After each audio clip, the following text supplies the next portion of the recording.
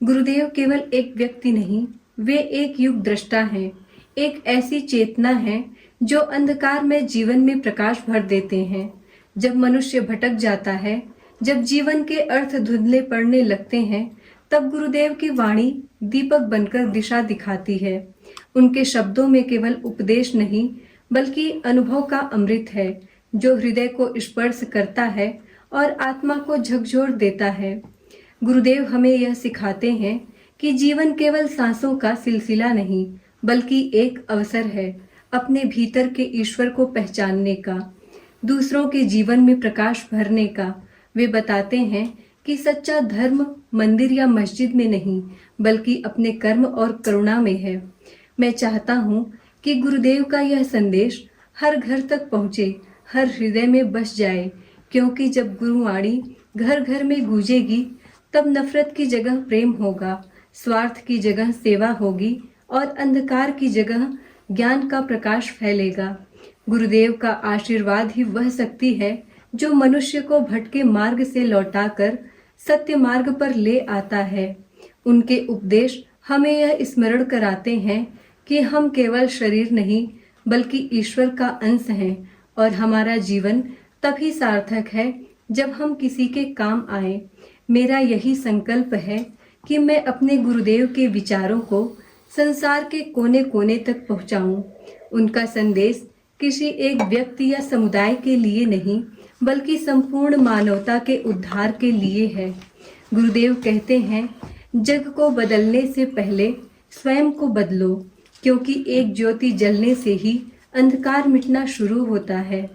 यही संदेश मेरा प्रण है, यही मेरे जीवन का उद्देश्य है कि गुरुदेव की वाणी से हर हृदय आलोकित हो और इस धरती पर प्रेम, शांति और करुणा का युग आए। आपको अनंत कोटि धन्यवाद करता हूँ गुरुदेव। बहुत शुभकामनाएं और आशीर्वाद।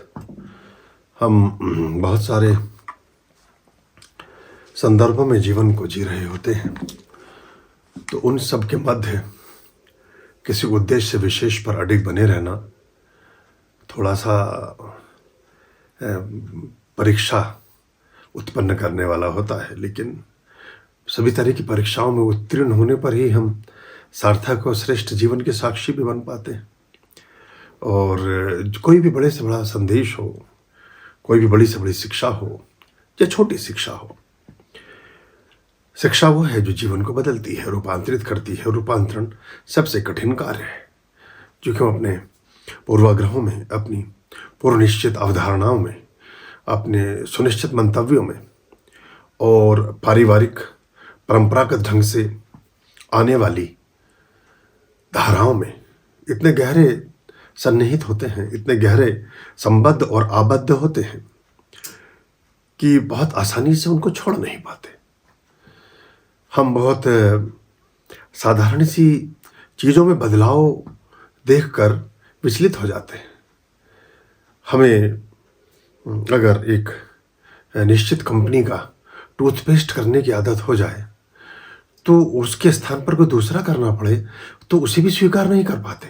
है दोनों टूथपेस्ट ही, है दोनों बाथ शॉप ही, है दोनों कुछ और ही, लेकिन हम अपनी लकीरों में आबद्ध होकर, निर्बद्ध होकर चलते हैं और उसमें बदलाव से हमें दिक्कत आती है। तो हम ये बदलाव ला पाएं, और वो बदलाव यही तो सिर्फ दैनिक क्रियाओं की उससे संबंधित हैं, लेकिन बदलाव अगर आमूलचूल परिवर्तन का हो, मन, आत्मा, विचार और मस्तिष्क के रूपांतरण का हो, तो प्रक्रिया और भी कठिन और जटिल हो जाती है।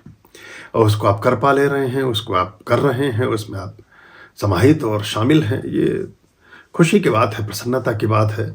और कोई भी गुरु, कोई भी शिक्षक अपने सभी उद्देश्यों में, अपने सभी शिक्षाओं के अग्रसारण में तभी स्वयं को आनंदित और उजर्षित अनुभव करता है जब वो प्रसारित होती हैं, विस्तारित होती हैं और लोगों के जीवन को बदलती हैं।